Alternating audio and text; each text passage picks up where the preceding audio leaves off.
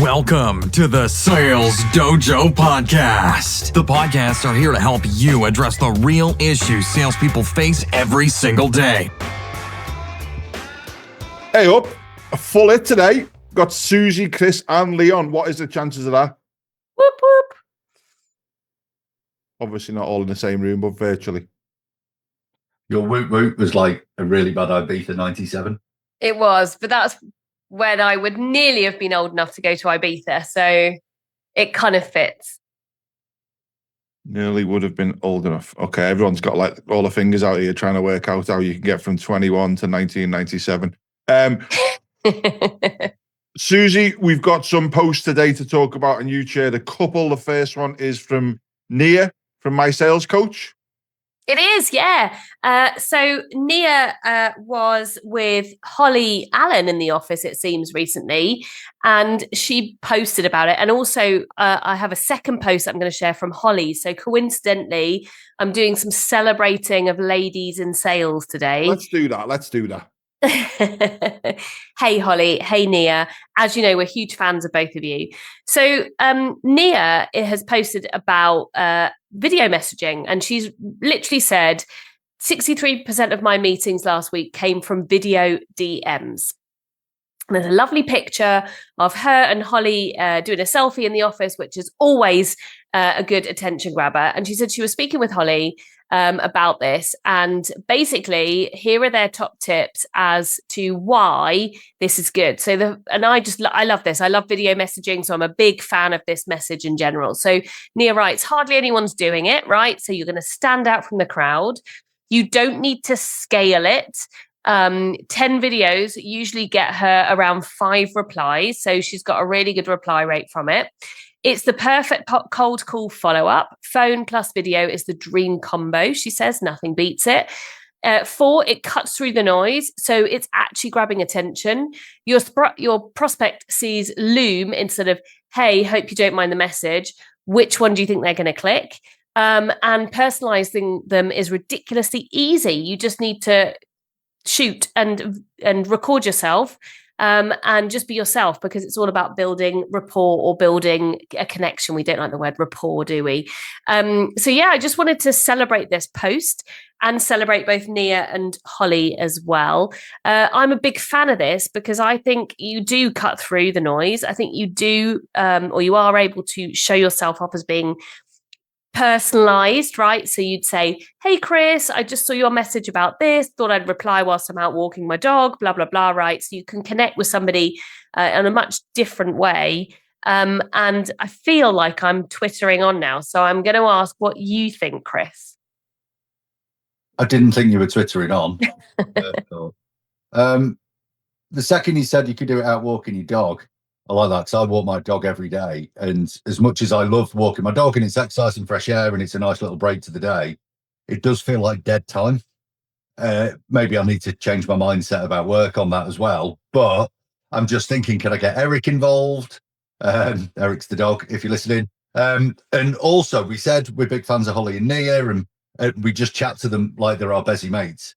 Everybody listening to this might not know Holly and Nia. Oh, I'm sure people do, but if you don't, you've got to go and you've got to go and follow them. So we'll share the links on any post that we do about this in a bit.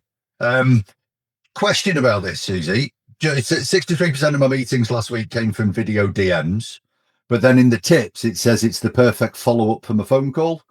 I'm not saying it's right or wrong. I just want some clarity. Do you think these DMs with video have been sent after they've made a cold call? Is that what's being said? Or are they the cold outreach? So what I'm understanding is that there needs to be a first step. So it's either a call, which it looks like it is from point 3 that Nia says it's the perfect cold call follow-up. But in order to be able to send somebody a video message, I suppose you could send it via email. But I think she's talking about video DM. So I'm imagining that's going to be more like a LinkedIn.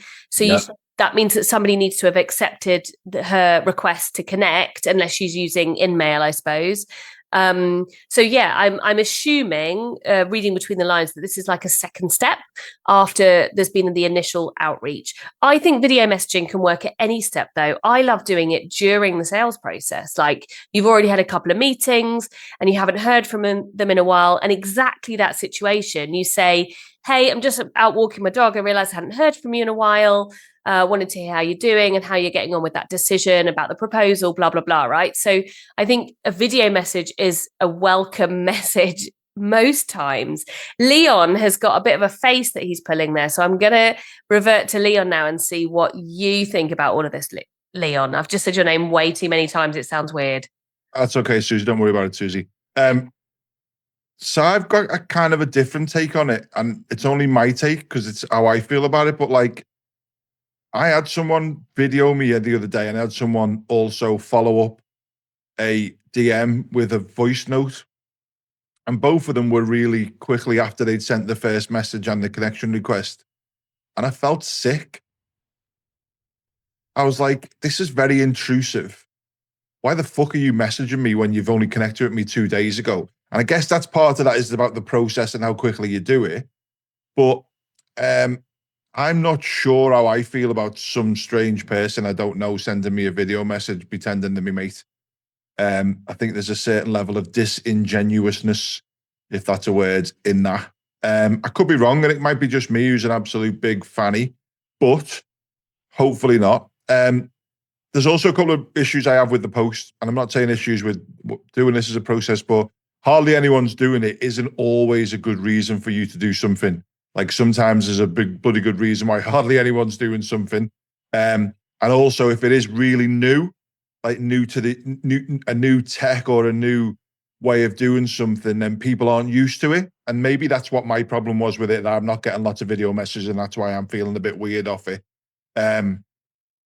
Equally, it says you don't need to scale it. Like, please don't scale it with AI where the mouth moves the same, but the words are different, because it's like watching a spaghetti Western, and it loses every bit of trust in the world as soon as you realize that you've tried to do it personally for me, but actually it's just the same one you've sent to 500 different people, but AI is using different noises to make it sound like it's for me. But when actually I can see that the mouth says Samuel and your voice says Leon, it feels very weird.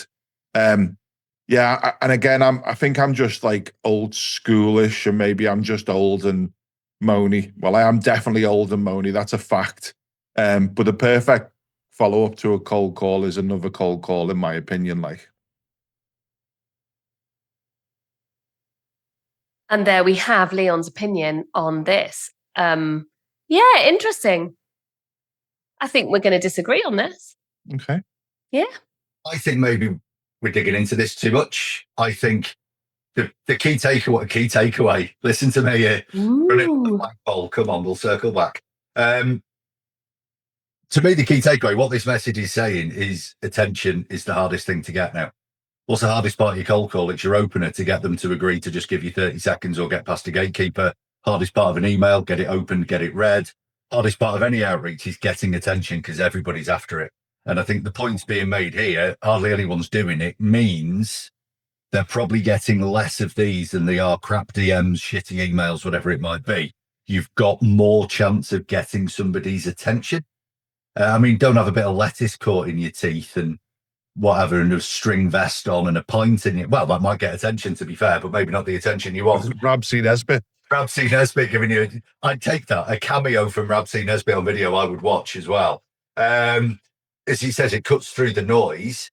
It's a nice follow-up. And I like the personalization. The personalization is implied. It's not explicit. I hate explicit personalization. Chris, big fan of the podcast. Love your dog. Anyway, I'm like, you've just skim read my LinkedIn and tried to do some shitty personalization.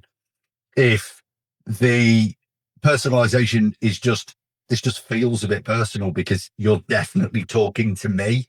This definitely wasn't mass outreach. That's all you need to make it personal, is make somebody think this message is for me. And do it. 63%. I know that they book a lot of meetings, so the money's on there. Whether they want my grey beard, bald head and pot belly DMing them, I don't know. I will give it a go. I'll tell you what, I'm going to send some video DMs to people and I will report back. look forward to getting that report next week. I just want to clarify that I am a crank, but if anyone's doing it and that 63% of the time gets them results, then please fucking do more of it. Like, don't listen to some dope on the podcast because he doesn't like getting them himself. Absolutely, if something's working for you, then do it. I was just exploring it. 60% of the time, it works every time. It certainly does. It certainly does. Next post is from a guy called Rob Hendry. He helps top-tier sales professionals and high-level entrepreneurs, and has a really cool logo, to be fair, instead of a profile picture. So I'm not sure if I trust him, but I like his logo. Anyway, he says, are we always talking to the correct audience in sales? Do our conversations need to differ? Statistical analysis has revealed that the following applies to almost every industry. The market comprises, and then he does some stats. And this is why I shared it, because I love stats, even if they're wrong. In fact, most of them are wrong, but I just love a stat. 3% of prospects are looking or wanting to buy from a problem, desire, void they are aware of and have already obtained information on are ready to transact. 17% are aware of the problem, desire, or void and are in the information gathering phase but not ready to transact. 20% are aware of their problem, desire, or void but are not ready to receive solution information, nor are they ready to transact. And 60% are not even aware of the problem, desire, or void, even though the problems may exist. They are not looking to solve anything, do not need information, and they are not willing to buy anything. It's at these levels, 20% and 60%, where demand creation marketing is required. When mastered, it is the biggest money generator over the long term. 3 of the above categories require different market messages, but the 3% level are ready for a sales presentation transaction, and the 17% level following hot on its heels. If approached correctly, the 3 and 17%, I'm quite confused now. I'm not going to lie. I think I've gone too far into the detail here. But anyway, he goes on to say that a lot of information. He also says, comment something in the post and I'll send you some of your rubbish. So don't do that, because everyone who does that deserves a punch in the neck, not a comment. The reason why I liked it, which was the capitalization at the start, was, are we talking direct audience in sales? And the fact that it talks about people not being ready to buy. I find that often when I'm speaking to people, having conversations with people, they are making the assumption that everyone who they market is ready to buy their product or service, and assuming then that therefore when they reach out in the DMs via video or whatever they do, everyone's going to come back and say yes. And I've always found that it is around that 5%, like, 5 in 100 conversations, 5 in 100 emails, 5 in 100 DMs will be someone who has any interest whatsoever in doing something, and 95% of them won't even reply, won't ignore, won't answer, will tell you to go and die. What's your thoughts, feelings, and violent reactions? Shout out to Eric Lindros on this, Chris. Interesting numbers. I've seen slightly different numbers apart from the first one. This is the Chet Buyers Pyramid, as it's known. If anyone's done a marketing degree or business degree, you will have seen this. You can. I've got all la-di-da. Ooh. Chet Buyers Pyramid very basically says only 3% of your potential marketplace are in a position to do business with you at any one time. And if you just do a week's cold calling, this. How often do you make a cold call and somebody goes, oh, Susie, can't believe we were just talking about this. We really need. They're in the 3%. Yeah. And it's deciding one, and this goes back to your ICP, doesn't it? Are you talking to the right people? And what should be a sales activity? What should be a marketing activity? Because all the people that are nowhere near needing you, they don't even realize they've got a problem that you solve. That's who you're marketing to try and make aware of these problems. The people you're directly selling to are the people that have a problem right now, or perfectly, they have a problem coming up that they can see on the horizon. So it's making sure you're not wasting your time selling to people that are never, it doesn't matter how good you are, they're never going to buy from you. And this is where qualification comes in so important. So yeah, I got a bit lost with the maths there, Rob, but the point is absolutely valid. I had a conversation this week. It was an inbound inquiry, had a chat, really nice guy, like 40 minutes we spoke for, which I usually haven't got the bandwidth, corporate lingo, sorry. Haven't got the time to do that. But, when you just get on with somebody and you're like, this guy might need help, I don't know. We asked some really tough questions along the line. There's a lot more you could do than training at this point. training with me is a big investment. You've got to think this through. What else could you do? Exactly what challenge are you trying to solve? How do you know that's the challenge? Look, we did all this and we came out the end of it there. Is he a potential customer for me? 100%. Is this the right time for him? Absolutely not. But we now have that relationship. He would have given me that objection at some point. I've just found it out early.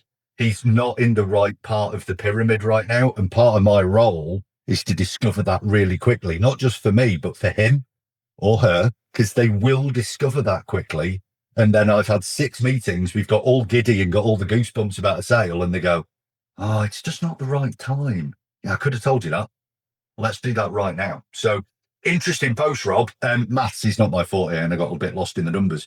But yeah, if you've not looked at it before, go and look at the Chet buyers pyramid. It's interesting stuff. Susie? Yeah, we've talked about this on Clubhouse before. I think I remember you talking about this, Chris, and I was fascinated with your intellect and intelligence at that time. And I've been a fan of yours ever since. Were you drunk? But yeah, I get what you're saying here, Rob. I think it's valid to know. And I think there's different ways that we can take this messaging. And interestingly enough, I think the next post that we've chosen to talk about is another way to look at this and take it in a different direction. So let's stick with what Rob's talking about first, and then we'll maybe take it in a slightly different direction after we've talked about the next post. Agree, not everybody is going to be your perfect buyer. So building on from what Chris said, you need to qualify out. But I do believe that there are a ton of people out there who are in that bracket of the 17%, I think, maybe the 20%. Like they're aware they've got a problem and they're in information gathering phase, or they're aware of a problem, but they're not ready to receive solutions yet. And I think if you're not careful, those people can end up being the ones who don't end up doing anything. So they end up like doing a bit of research and then deciding it's too much hassle or it's not worth it. And then they end up just like it dies a bit of a death, right? So if you can catch those people at the right time, you can open up some of those needs into impact, understanding what the impact is of them deciding to make it and helping them with that solution. So I think it's, sales, they say sales is a numbers game, et cetera, et cetera. I think sales is also a timing game. You need to be there at the right time and you need to continually, and I don't mean every day, but like be showing up regularly, especially if you've identified there's a need there at some point. So yeah, I hope I haven't just confused things there. And yeah, I'm waiting for the next post because I think that will make sense as to what I'm just been talking about. Should we skip the next post and move on to the last one then? Stu's post. Let's go to Stuart's post. I'll let you read that one out then, Susie. Okay, all right. So this will test my eyesight. Stuart Taylor is talking about you don't create urgency, you uncover it. And I think this is what the link is for me between like a need and then an actual action to buy, is if there's no urgency there, then you're unlikely to make that purchase. So Stuart writes, most reps get this wrong. They try to manufacture urgency by offering special prices, sending last chance offer mails, adding pressure, forcing next steps, etc., etc. But urgency isn't something that we can create as sellers. It's something we need to find, is what he's saying. Urgency already exists in the business, or it doesn't. Your job is to uncover what happens if nothing changes, what's it costing them today, why this matters now, who cares most about this internally, what breaks if they delay, what the knock-on effect is downstream, etc. So if you can't find it, you probably shouldn't be spending time on the deal. Urgency comes from them and not you or your pipeline. Slow down, he says, ask uncomfortable questions and qualify out. Because if you uncover the real pain, the urgency takes care of itself. And your champion should be pushing as hard as you to get the deal done. So I just think this kind of links really nicely, because I think there's a need and then there's an urgency in these things. And few things, if I'm allowed to like jump on a soapbox for a bit. If you have been to sales training with me in the last 2 to 3 months, I will probably more than likely have talked about my bathroom cabinet. Leon and Chris are looking blankly at me, so I obviously haven't told them the story. So let's share the story here. So exactly a year ago today, actually, I moved house. My partner and I, we moved into a nice house in a new area, and we are quite good at getting everything set up quite quickly. We had the right furniture for the right places, so we were very lucky in that sense. One area that we've left empty or bare is the wall in our main bathroom. So it's the landlord's like done everything in like beautiful Italian tiles and stuff. The bathroom wall is a painted wall with 2 holes in it and 2 light bulbs hanging out of it. Doesn't look very fun. It doesn't look very good at all, right? So we, my partner and I have kind of said, well, we need a bathroom cabinet. Like, we don't want to continue to look at these light bulbs sticking out the wall. We've only just got round to buying and assembling a bathroom cabinet on that wall. So for about a month, we've had one. So for 10 to 11 months, we lived without a bathroom cabinet. Although day one, we said we need a bathroom cabinet. So the need was there. What do you think happened that made us buy a bathroom cabinet? Light bulbs went out. Nope. Your shampoo fell all over the floor, you slipped on it, banged your head, and it cost you thousands in hospital fees. That would be a really unfortunate thing to have happened. You and I see each other so often. I think you'd have known if that had happened, Chris. But yeah. My parents rang up. Sorry, go on. I was going to say, your parents rang up. I wonder if that wasn't really. Leon got it. My parents rang up and said, darling, we've decided we're going to come and visit you for Christmas. Oh, no. Right. That was my urgency. Suddenly, it was all around pride. This is the first time they've seen my house since moving, and so suddenly there was a bigger reason to get a bathroom cabinet up there. We had budget. We had time to look for one. We just didn't get round to doing it. And I think this is something that as sellers, we need to help people realize. Now, that happened all by itself. But just like Stuart's saying, like asking questions. So it's interestingly, I've used this in lots of training, and I've turned it around and said, if you were a bathroom cabinet seller, what questions would you ask me to help me uncover that there's a need? So for example, one question could be, how often are shampoo bottles falling, or are you tripping on things because you haven't got somewhere to put them? Or it could be, what would happen if your parents were to pay you a surprise visit? It could be all sorts of questions that you could ask to uncover the need or uncover an urgency that I maybe hadn't realized I had at the time. So there we go. There is my bathroom cabinet story for the whole world to hear now. I feel like I need to write a LinkedIn post about that. I think it's worth it.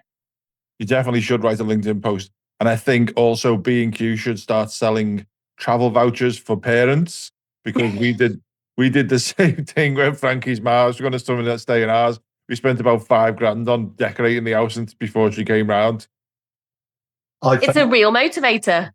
I've had a similar situation recently, but I found a more cost-effective solution. Don't let them come. Yeah, we went out for tea. We'll just meet you at the restaurant. It's all right. It's a bit difficult when you live in a different country from your parents, and then you're like, yeah, we'll just meet you in a restaurant for dinner one evening. That'll do. Yeah, bomb scare at the airport. There you go. It's and this is, I mean, you could replace the word urgency in Stuart's post with the word motivation. Like, you might have a need, but how strong is your motivation to fulfill that need? It's the story behind it that you're trying to get, isn't it? What's going on there? Hey, a bathroom cabinet isn't usually a impulse purchase or an urgent purchase for anyone. What's made you want to come and look at bathroom cabinets? Like, try and get the story out of people, because that narrative is where their urgency is going to live, and that's through the really good questions. What does your bathroom cabinet look like, Susie? That's the picture that's got to go on LinkedIn. Surely is your new bathroom cabinet, if you take a picture of it. I shall, and I will take a selfie of me looking into the lovely mirrors, because it's just full of mirrors now. So kind of got no excuse to look the way I do. We know that your mum is one of the #1 fans of the Sales Dojo podcast as well. Listens every day. Absolutely. Ruined the surprise of a new cabinet for her now as well. That's true. I haven't actually told her about the bathroom cabinet. So Well, we don't want to find it out. Do we want her to think it was already there? So we'll keep this episode until after Christmas. Yeah, we can edit this bit out. It's okay. Sorry, Susie's mum.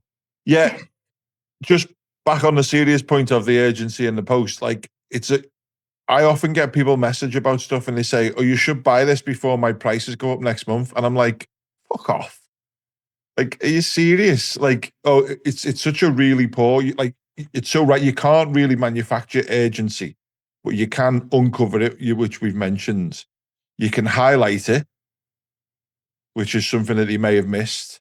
And then also, Susie's just shared her screen as well, so I will come back to that in a sec. But you can also build upon the buyer's urgency. So you can also dig a little bit deeper into how urgent it is for them by asking questions about their time frame and timeline. What are we looking at, Suze? She shared her screen and then lost the mute button. Sorry. Well done. So this was an advert that I got recently. I bought myself a new laptop, and this is McAfee. I don't know how you say the security company, the antivirus company. And the poster says, so it pops up on my laptop and it says, last chance, your 83% savings end in 12 hours, 45 minutes and 57 seconds. 56 seconds, sorry. And then you have two buttons to click. One says accept risk and the other one says stay protected. So I just thought this was a classic marketing attempt at creating urgency. So it felt like I should share it quickly on the screen. So apologies for taken over there, Leon. You can take back the power now and share your screen again. It's okay. It's fine. You did obviously stay protected, didn't you? Because it's really important. I have not yet clicked anything. Okay, don't send me no more emails. Thanks. Do you not find the curmudgeon in me, because it's such an obvious sales ploy, would be like, I'm going to accept the screw you. Like, I will. It's psychological reactance, isn't it? There's part of that would make me push back. And this goes back to Stuart's post about urgency. If you make your bid for urgency such an obvious tactic, we feel cajoled, influenced, and our freedom to choose is taken away, which is psychological reactance. Mr. Myers, good evening. And we'll physically push back. Like, to that, I'd be like, screw you, we'll take the risk. You're not going to influence me. It's too obvious, isn't it? Whereas, as we were discussing the other week, Susie, that internal voice, if you build the customer's internal voice for urgency by asking questions, it's infinitely more powerful. I think, take this to the extreme, trying to create urgency without doing it through questioning is risking really turning into a sales biff.